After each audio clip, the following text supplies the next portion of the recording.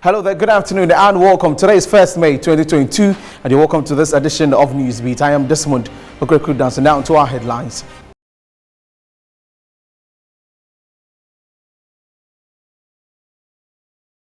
And some Ghanaians put the government's 1.5% e-levy system to a test as they share their experiences on various social media platforms. We'll bring you details on that.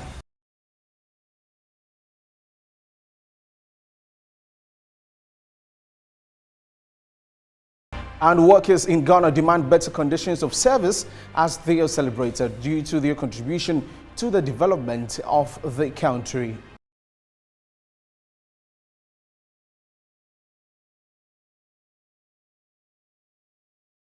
And the governing New Patriotic Party's constituency executives election continues today with pockets of violence in some parts of the country.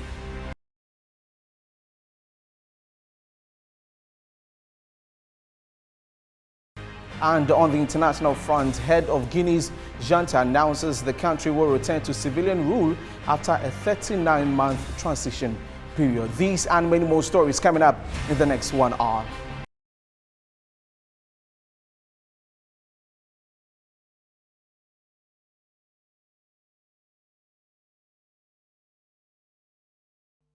Many thanks for joining us. We're streaming live on Facebook at Metro TV Ghana. Now to our first story. Effective today, the government's new 1.5% tax that affects most electronic financial transfers kicks in. Already, some Ghanaians have put the system to a test and have shared their experiences on various social media platforms. A controversial tax has been in the offing since November 2021 when Ken Oforiatta announced planned implementation in the presentation of the 2022 budget statement. After its unsuccessful attempts to get it passed between December 2021 and February 2022 due to fierce resistance from the minority National Democratic Congress caucus in Parliament, it was passed in March 2022 after the minority caucus boycotted the session. The e-levy was initially pegged at a rate of 1.75%, but it was later reduced to 1.5% in the final approved bill, among other charges suggested. The government, among other reasons, cited the need to generate revenue locally due to the effects of COVID-19 on the country's economy, but the opposition contended that the tax will lead to undue hardship for Ghanaians, as many are already burdened with other taxes. The opposition suggested expenditure cuts by the government and the blocking of loopholes as alternatives to the e-levy. The Ghana Revenue Authority, which is the implementing body for the new tax, has been engaging in a series of meetings with the various stakeholders, including the charging entities, to ensure the smooth implementation of the task. It has also undertaken some media sensitization on the levy, but says it will be implemented in phases.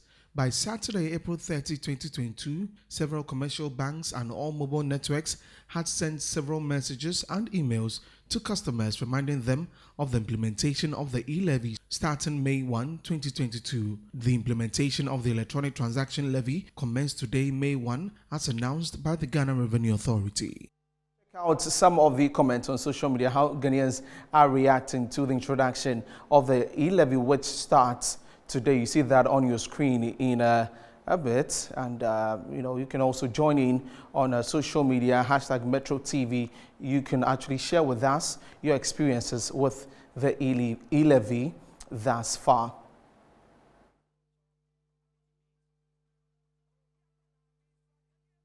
On your screen right now, and those are some of the comments that are coming in about the introduction of the e-levy. And yes, a lot of people are skeptical about the introduction, with some of them also sharing their thoughts about how they would escape the the tax when it comes to the electronic levy transaction and all of that. Yes, so those are some of the things that have come through with respect to the e-levy on social media.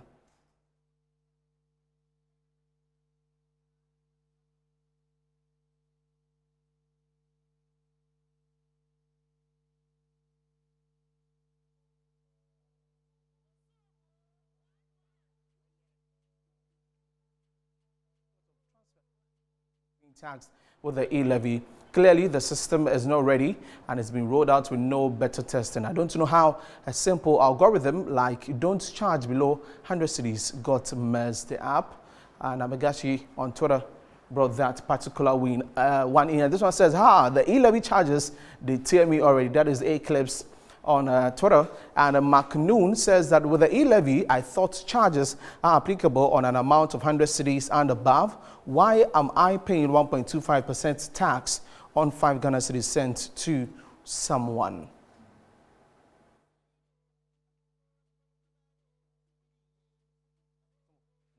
Coming in with regards to the e-levy on social media. And this one says that, dear vendors, respectfully avoid saying something like, add e-levy charges.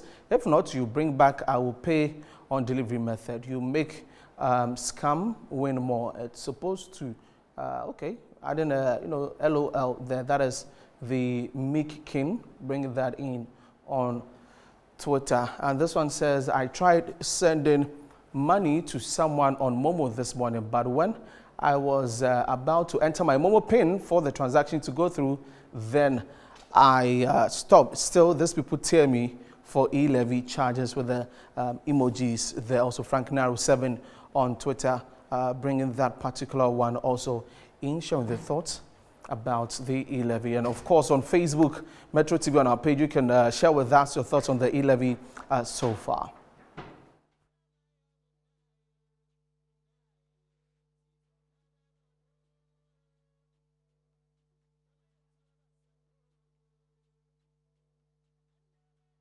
Now, away from the e-levy, let's talk the NPP internal elections. And Central Region's biggest constituency, Ewukusinya East, Kaswa, to be precise, is on the post today to have executives of the NPP elected. About 1,500 delegates are expected to exercise their franchise in the elections, with 21 persons contesting for various positions with one unopposed candidate. Yeah, I think that so far, so good. Every arrangement that we have made, every preparation that we have put in place are going on course, and we are very confident that we are going to have a very successful election today. What are the modalities put in place? Two things. You know, this is Kaswa. This is the largest constituency in Central Region. And as a chair of this election, I want to make sure that we leave here successfully without any problems. So 2 things we are looking at. We are looking at security in terms of security, securing people, and also in terms of ballot. And also because of the fluctuations of the weather these days, we are not sure of the rains. That is why we have brought it to this auditorium. And we are very confident that, everything that we put in place will work successfully. The aspirants so far have been met. They have seen the ballot papers. They have seen the register, and we are allowing only accredited people to come into the hall. We are also using only the Ghana Police Service. We are not using any party, security or whatever. Ghana Police Service is in charge. About 40 men from Ghana Police Service are here today, led by the divisional commander, to come and ensure that there is peace. We are very confident that at the end of the day, we have a successful delegate conference and the best people we emerge as winners. Now let's get to our Central Regional Correspondent, Akosi Ado, on phone to give us some more details with respect to the elections. Good afternoon, Akosi. What more can you report with respect to the elections today? Okay, good afternoon. Over here in the Central Region, we have the region's biggest constituency, which is the Ewukusinya East Kaswa constituency, having their elections today. We are expecting to have over 1,500 delegates to exercise their franchise in this exercise to elect persons for the various positions. Now we have about 21 persons contesting for various positions, including one opposed candidate for specific positions here in the region.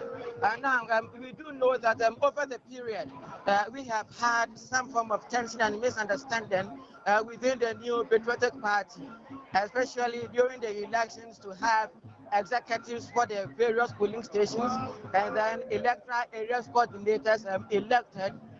We saw some person contesting the fact that they have had their names being expunged from the voting roll, as well as having some persons who are party members also being physically attacked during those exercises. Now, ahead of today's exercise, we had some persons who are contesting for various positions as aspirants having a petition written to the Inspector General of Police, Mr. George Akafu Dampari, craving his special attention to this particular constituency. Now, what they had alleged in their petition was that the woman who is currently the member of parliament for the constituency, Madam Babies Hawa Kumsen, has influenced the local police, and so they suspected that maybe she could have today's exercise been influenced, and learning from past experiences, they signaled caution that should anything happen, they would respond in equal measure. But so far, let me say that voting has already begun here at the center just about 15 minutes ago. But we have seen no fracas happening here at the center. We have all the candidates humbly and then comfortably seated, as well as the aspirants for various positions also seated here. The atmosphere here, you know, Kasua being one of the constituencies with special interest, is a bit euphoric, as people have already begun jubilating over the exercise. Okay, Akwesi, what's the security situation there? Now, on security, the place where the exercise is being conducted is an enclosed area. In fact, the auditorium of All Missions, Christ for All Missions Church, is being sought to have the exercise carried on. The auditorium has about 3 entry points. From the main entry point, we have personnel of the Ghana Police Service manning the entry. And then the other entries also, we have the Ghana Police Service manning the 2 other entries. Apart from the personnel from the Ghana Police Service who are manning the main entrances of this particular venue, I have not cited any other party security or personal security discharging any duty. Now, at the forecourt of the facility where the exercise is being carried out, what we can only see is delegates who are only waiting outside for purposes of conveniency to enter into the main auditorium to have their votes also casted. Okay.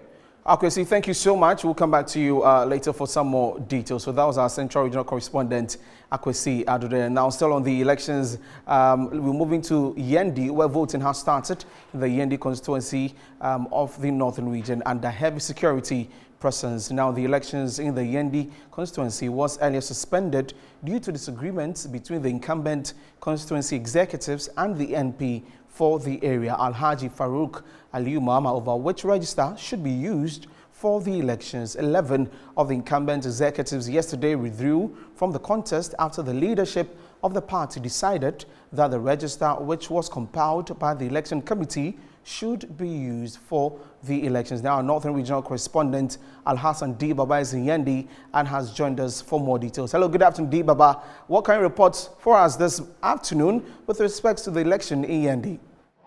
All right, thank you so much. Yeah, the Yendi constituency, NPP constituency elections started this morning somewhere 10 o'clock, where about 791 delegates are to cast their votes for 12 aspirants. Initially, the aspirants were 23, but 11 of them withdrew from the contest due to the misunderstanding over which register to be used for the elections. So apparently, 11 old executives of the party who were also contesting for various positions withdrew from the contest over that disagreement. But currently, we are at the venue and the elections are going on peacefully.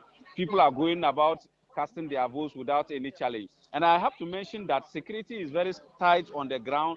Both military and police officers are all on the ground to ensuring that peace is preserved at the area. You know, initially there was a serious disagreement between the two factions in the constituency over this election, and for that matter, the Regional Security Council is not taking it lightly. They are ensuring that things are going on well. So currently things are going on well, and we are waiting for them to finish voting, and counting will start from there.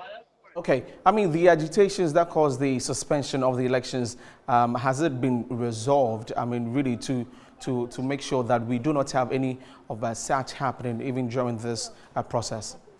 Yes, it was resolved by the national leadership of the party led by John Boydu, and those who were not in agreement with this register that is being used agree that the election should go on, even though they don't want to take part in the election because they believe that the register that is in use is not the right register to be used, and for that matter, they don't want to be part of it. But they said they are ready to support the party going forward, but even though they don't want to be part of this current elections going on. So there's no problem in the constituency currently because those executives agree that the election should go on, even though they don't want to be part of it. Okay, thank you very much, Alassane Diba. But keep your eyes on the ground. We'll get back to you later for some updates. So that was our Northern Regional Correspondent, Alassane Diba. But now, a security analyst, Adams Bona, says the recent violence witnessed at polling centers of the ongoing NPP constituency elections is as a result of poor leadership in the party. He averts the misunderstandings will affect the fortunes of the party if they do not act fast to resolve their differences. It is becoming because I say it's lack of leadership. I call it lack of leadership because then if everything, I mean, I am old enough to have voted for the 1992 constitution at the referendum, and so I'm old enough to have seen a lot of these elections. And if you see the NPP that didn't come out of a revolution behaving this way, and then the party that came out of a revolution rather conduct somewhat, very calm elections, then you begin to ask yourself what is going wrong. And it is not helping the security situation of this country. Why would any party executive, so-called, call national security officers, armed to be at a polling center when you know they have no business going there? What are they going there to go and do? Why would the party executive, so-called, go with soldiers? So I believe that soldiers and the national security, officers who are watching, if you are deceived or lured into any of these polling centers, the police have a message for you. They would arrest you. And so I think it's happening all over the country. They would arrest you, and then I'm told that yesterday when the 4 of them were arrested, the military came for them. Yes. And when you are told that the military came for them, you know the consequences of that. Right. They are likely to lock you up in the guard room. You are likely to suffer some consequences. So for me, I think that the NPP should, it's becoming calmer. So I think they should watch what they are doing, because it's not speaking well for them as a party. Away from the NPP elections, let's do stories on May Day. And Ghanaian workers are demanding better conditions of service as they are celebrated today for their contribution towards the development of Ghana. At this year's organized Labour National May Day Parade, the workers urged government to increase their salaries to meet the worsening economic conditions in the country. And the President of the Republic, Nana Addo Dankwa Akufo-Addo, says his administration is working to end labor agitations as soon as possible, and the Ministry of Labour and Employment is reviewing the single spine policy. He added, according to him, the review will better inform government on improving the conditions of service of the ordinary Ghanaian. He says the findings of the review will be ready by July this year. I'm also happy to announce that following the National Labour Conference at Kwawu, the Ministry of Employment and Labour Relations and the tripartite partners have set up, as of Tuesday, 26 April, a technical committee to review the single spine pay policy and advise government accordingly. The goal is to find out whether the single spine pay policy is living up to expectation, and if not, find a way forward. I sincerely hope that the outcome of that review, which is expected to be ready in July, will help us put an end to most of the unrest we see on the labor front involving public sector workers. Secretary General, I took note of the observations and recommendations you made in your address, especially of those on the challenges facing Ghanaian workers in particular and Ghanaians in general, for which I would like to make a few comments. It is important to put on record at the outset that when COVID-19 struck and public sector workers in some countries were either losing their jobs or getting reduced salaries, my government continued to pay the salaries of public sector workers without any reductions, and we ensured that no public sector worker lost his or her job. It cannot therefore be said that my government does not care about the plight of the Ghanaian worker.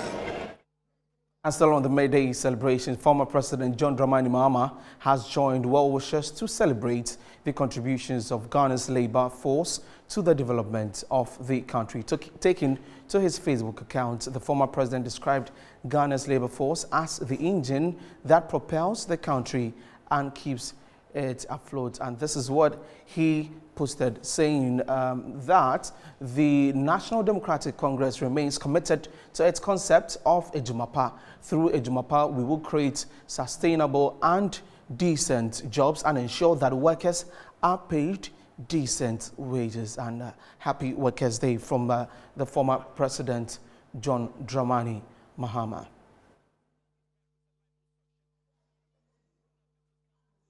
You're still watching Newsbeat here on Metro TV. We're taking a break. When we come back, we do some more stories. Please stay.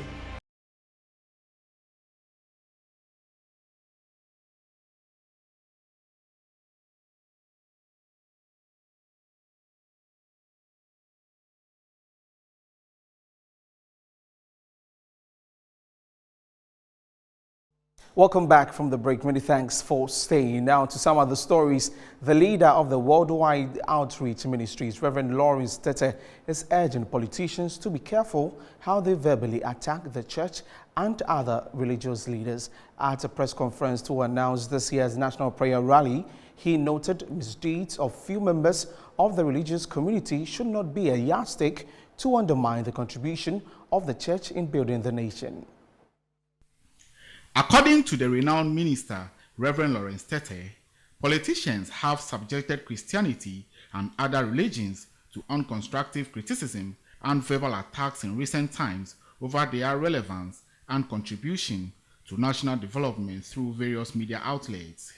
I'm the first to admit that, yes, in every society you have the good, the bad, and the ugly.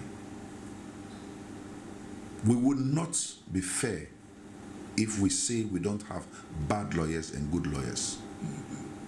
We would certainly not be fair if we say we don't have bad judges and good judges. We would not be fair if we say we don't have bad pastors and good pastors. And certainly, without missing my words, it would be very unfair if we assume that there are not bad media practitioners.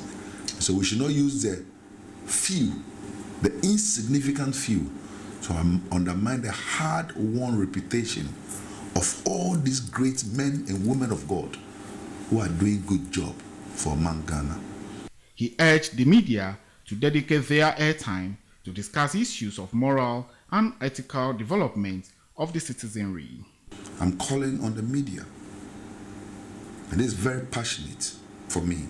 I'm calling on the media, social commentators, presenters, social media influencers, and indeed the print media to join hands with the church and religious leadership to propagate the message of hope, peace, and unity through the teaching of high moral and godly values.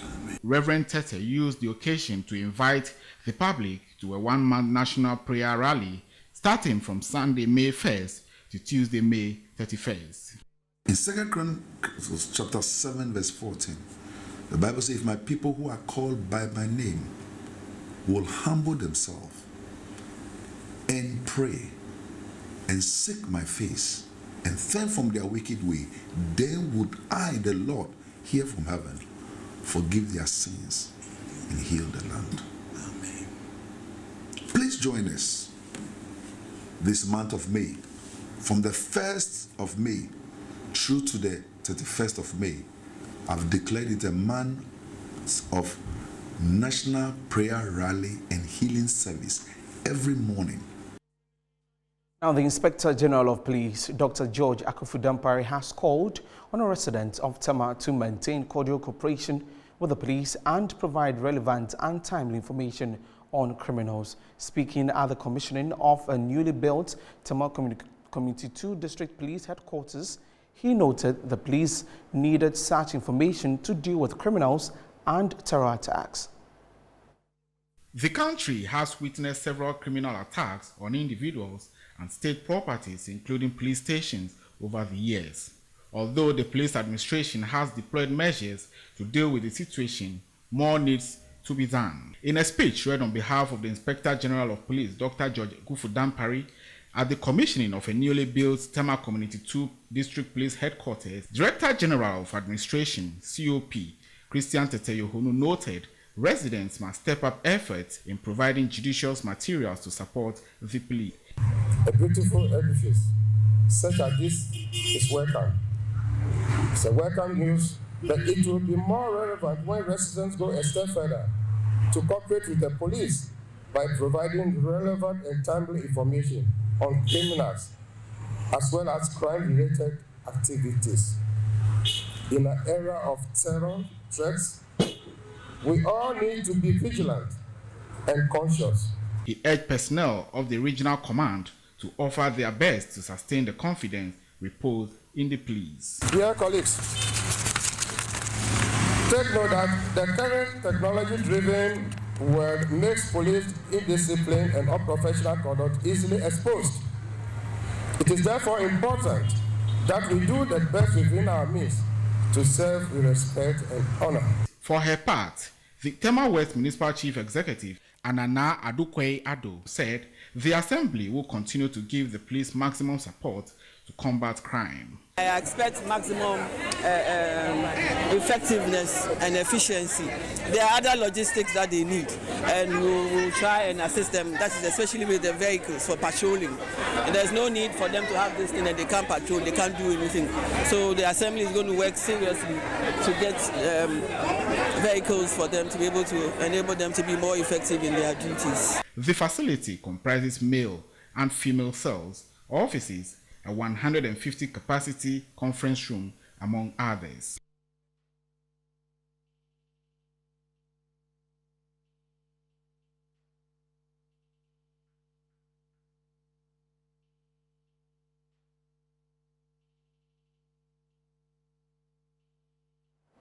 Now, an action group against Galamsey is asking the government of Ghana to prosecute all persons caught breaking the law on responsible mining. The group says a fair and transparent prosecution will give citizens confidence that government this time is bent on ending the outlawed practice. On Monday, some members of the group presented a petition to the National Chief Imam Sheikh Usman Nuhu Shaributu as part of their call to end irresponsible mining on Ghana's water bodies. Motorcycle users manifest indiscipline on the roads through disregard towards non-wearing of crash helmets, traffic light directions, and general disregard for road traffic regulations. 253 motorbikes have been confiscated for indiscipline riding on the road since the start of the Police Action Against Riding Indiscipline initiative. Out of the number, 114 bikes were confiscated at the Odoko Divisional Headquarters, 60 at the Legon Police Station, 43 at Waja, and 36 at the Medina Divisional Headquarters. The Director General of the Traffic and Transport Department of the Ghana Police Service, COP Francis Abuajinyakun, says the police, as part of its drastic measures to reduce indiscipline on the road, has intensified enforcement of the road traffic regulations by introducing the Police Action Against Riding Indiscipline. Motorbike is the number one killer. Now, motorbike is the number one killer now. So our intention is that we will make sure we reduce the carnage on our roads. The cause of this is a human factor. Because some people are naturally born indisciplined people. Are you getting my point? So, no, the law is that you have to be in helmet, you have to get your registered number with a DVLA, and then when you get to the red light, I'm just giving you 3 related points. When you get to the red light, when you get to the traffic light, and it is red, stop. Coordinator for the Police Action Against Riding Indiscipline Task Force, DSP Michael Esiedu, assured the public that his team will uphold professionalism in the discharge of their duties. So there's no way anybody can doctor the tape or cut it off, so to say, for it to suit him. So whatever action that goes on between the two of you is recorded by this device. And for the information of the general public, we have some also mounted on vehicles. So it is not just the individual, so that you'll be on the lookout for humans, but on vehicles too. Vehicles that are not marked. Some are marked vehicles, some are unmarked vehicles. So this one can even be mounted on a private vehicles, as the layman would say it. Odoko Divisional Commander Chief Superintendent Reverend John Opoku advised motorists to constantly abide by road traffic regulations in order to save lives. We are doing this to protect you. It's about your life and the life of other road users. So for today, it's going to be a warning. We are trying to put in corrective measures.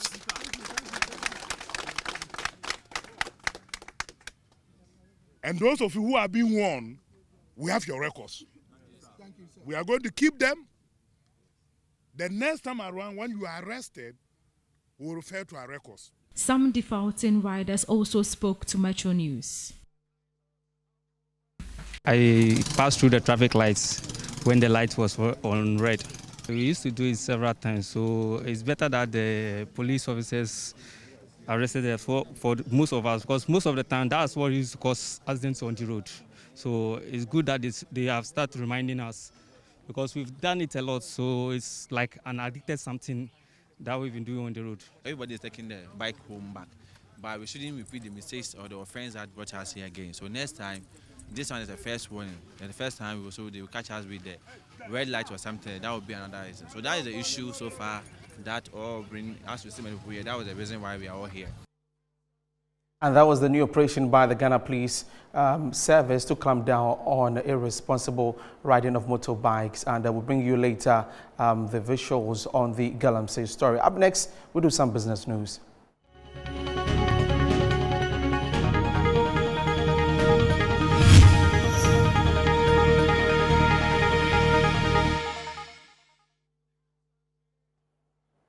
And in business, President Akafu says government cannot afford to remove taxes in the build-up to the price of fuel. According to him, a removal of these taxes, described by many as nuisance, will reduce revenue by 4 billion Ghana cedis.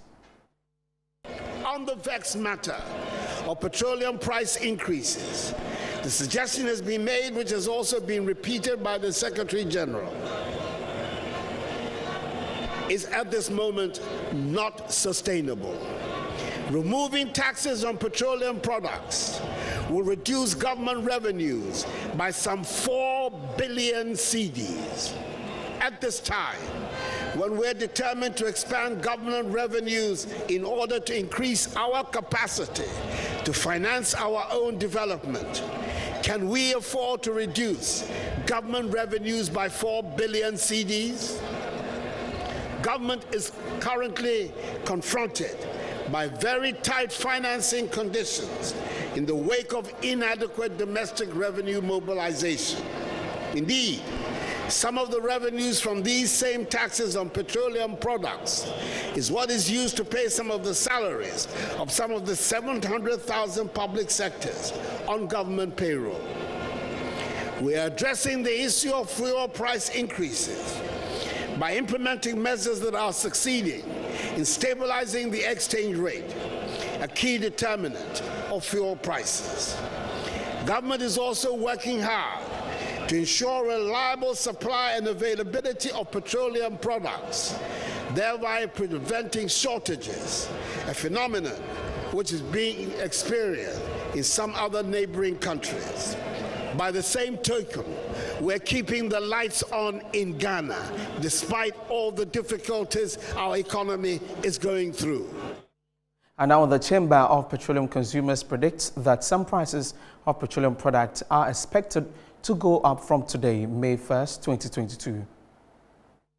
While prices of petrol and diesel will go up marginally, liquefied petroleum gas will go down. It explained that based on the current average price of crude oil of $104.56 per barrel, resulting in $1,057.44 per metric ton for petrol and $1,138 per metric ton for diesel on the international market, coupled with the exchange rate of $1 to 7 cedi, 81 pesos, and the government's tax rebate of 15 pesos per litre still in place. It is expecting the ex-pump prices of fuel for the next pricing window from 1st of May to 15th of May 2022 to go up. COPEC projects petrol to sell at 9 cedi 53 pesos per litre, about 0.4% increase, whilst diesel will go up for 10 cedi 82 pesos per litre, that is 3% increase during the next pricing window. On the other hand, it said liquefied petroleum gas is likely to be sold at about 10 cedi and 93 pesos per kilogram, showing a reduction of about 21 pesos, that is 2% over that of the previous window. The expected increase in fuel prices, COPEC pointed out, primarily due to the falling dollar exchange rate and increase in prices of finished products, that is petrol and diesel, on the international market. Despite the falling crude oil prices during the beginning of this pricing window, price of diesel went up marginally because of supply challenges. Now, there's a lot going on the non-fungible tokens, NFTs. This can be exciting to you, terrifying, or both. Is it about the fear of missing out, the craze to earn money, or just some fuss about digital art? In this story, my colleague Bright Aminin explains what NFTs really are. In February alone, NFT sales hitting $340 million. That's up from $12 million in December. In music, the Kings of Leon releasing an NFT-only album. In social media, Jack Dorsey's first tweet selling for nearly $3 million. You had it right, $69 million US. Just imagine buying a picture for this much. You can digitally represent any asset, including online-only assets like digital artwork and real assets such as real estate. Other examples of assets that NFTs can represent include in-game items like avatars, digital and non-digital collectibles, domain names, and event tickets. Even musicians are selling their works through NFTs. They now can have a place because, you know, you know, you can do something or create a song or create a video or create art, and, you know, it can connect with somebody that you would never think that you would be able to connect with. Mayowa Alabi is an experienced graphics designer who has already made millions of dollars from selling his art through non-fungible tokens, NFTs. Inspired by Danfo Driver and make a painting, and then someone all the way from New York sees it and spend like $4,000 on that. The question here is, how do NFTs work? What makes NFTs this interesting? This video of a monstrous dunk by LeBron James. The clip recently sold as a digital trading card for $208,000. It will be awesome to get the original and only versions of things. But are they really what you are getting? Essentially, when you buy an NFT, you're not buying the horse. The horse is somewhere else. You're buying the racing papers that say, here's where the horse came from, here's who's owned it over all these years, here's this horse's record. Essentially a long string of numbers and letters. It's a code that exists on the Ethereum blockchain. All these could be lost in just a second. You're buying access to a code that runs through a gateway online. If the gateway, effectively the website, goes down, you've lost whatever you just bought.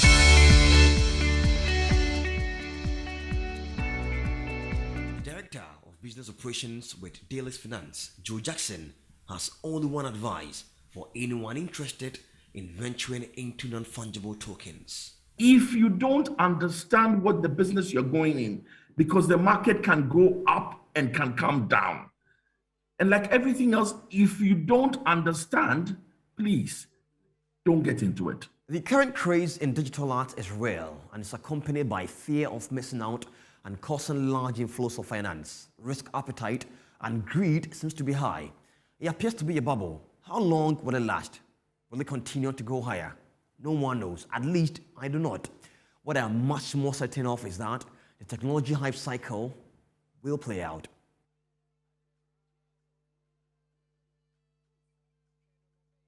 And that's all for business. We're taking a break. When we come back, we do sports, entertainment, and international news.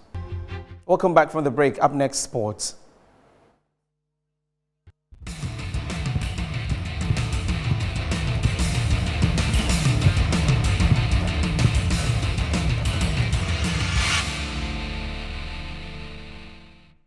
Let's begin with the Ghana Premier League match day 27 of the league. And Kumasi Asante Kotoko yesterday defeated Wafa by a lone goal at Sogakope, and 11 Wonders also drew 0-0 with Accra Great Olympics. Today, you have Legon Cities playing home to Elmina Sharks. Hearts of Oak will play home to Dreams FC.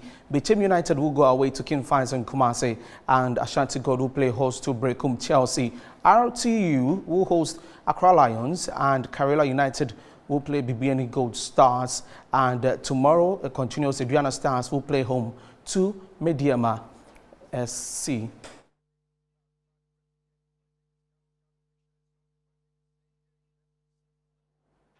And to some other stories, former Black Stars captain Asamoah Gyan has officially launched his much-awaited book, Legendary. In attendance was the president of Ghana, Nana Addo Dankwa Akufo-Addo, who was a special guest of honor, and other legends in football, including Abedi Pele, Emmanuel Adebayo, El Hadji Diop from Senegal, Stephen Appiah, Samuel Sekufo, and Anthony Bafo. The first two copies of his book were purchased for 100,000 Ghana cedis each by the event's chairman, Ernest Ofori-Sapong, and Kennedy Ejapon, MP for Asin Central.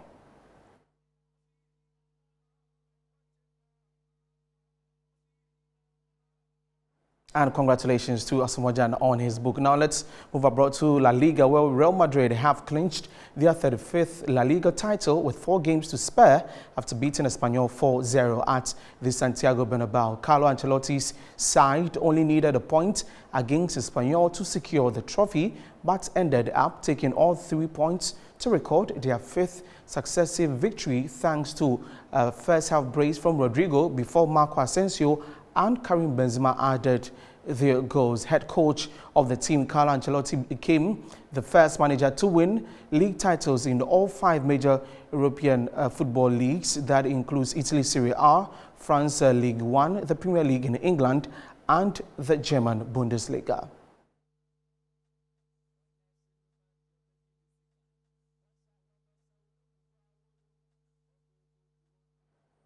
And over the weekend, we also had the passing of a super football agent, Mino Raiola, who passed on. May he so rest in perfect peace. That's it for sports news. Up next, we do some entertainment.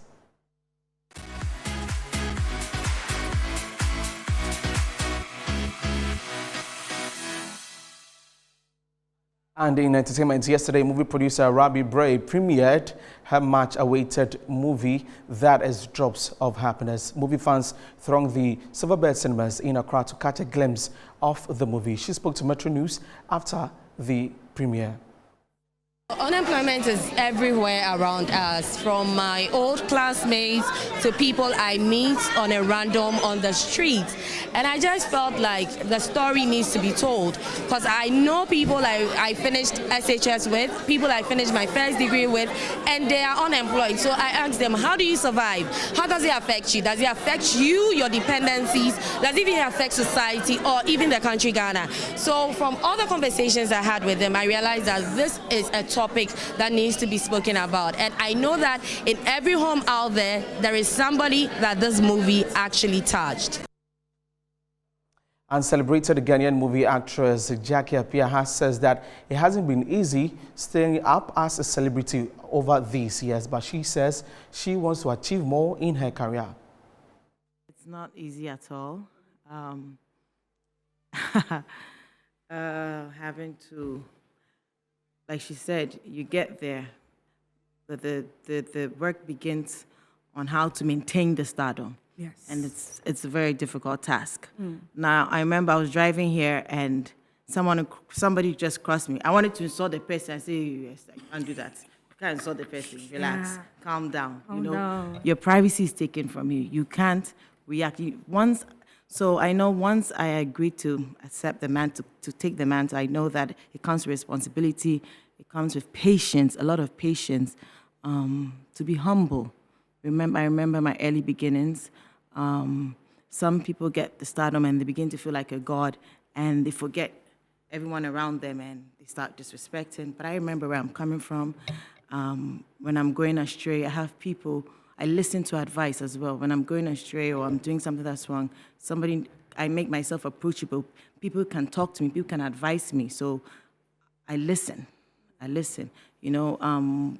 It's very difficult. When you become a star, you feel like you're a god. So you don't listen to advice, you do things however you want.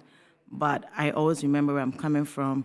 You need prayer, you need God as well, and I listen to advice. I have a management team, when they see I'm going astray, they advise me, I listen, I have my family members who support me, I'm still the same old Jackie. Right. I see myself as Jackie and not Jackie the star, so making yourself approachable, having to be patient, it all counts, ignoring things that are said about you, And she starred in Samira Yakubu's movie Red Carpet, which premieres today at the Silverbird Cinemas. And that's it for entertainment news. Up next, we do international news.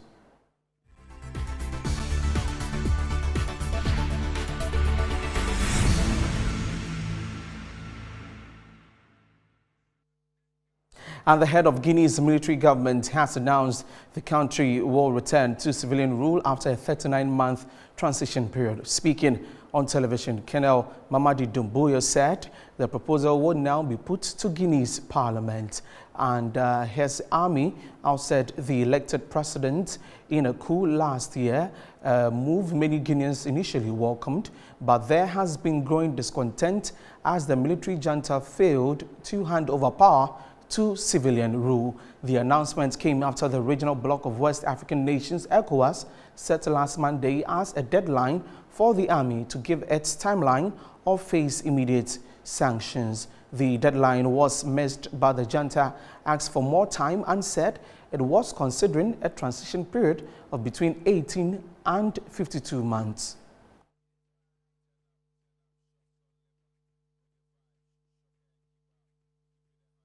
And that's all for the bulletin this hour. But before we go, a look again at our top stories.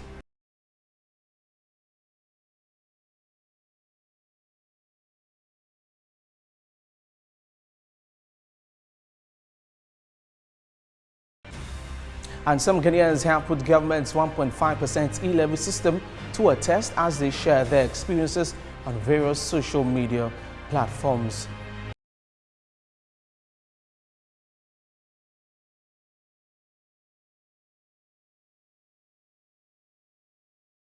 And also workers in Ghana demanding better conditions of service as they are celebrated due to their contribution to the development of the country. We brought you news on that.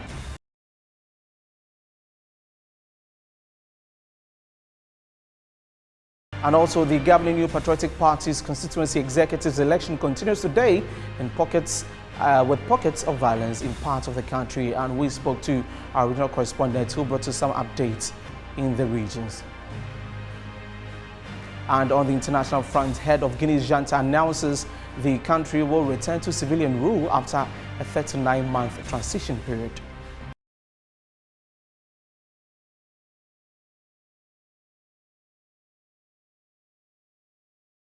And that's it for the bulletin. Many thanks for watching. I am Desmond Okrekodanso. From all of us here at Metro TV, we wish you a happy Workers' Day. We'll be back at 7 with News Night. Have a great day. Bye-bye.